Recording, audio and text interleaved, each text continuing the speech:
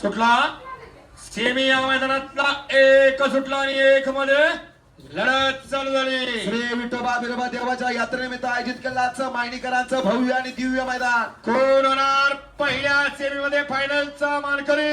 लढत जोरदार तुटले गाडी पळते, सुंदर गाडी पळते, राजाने सिद्ध करून दाखवलं।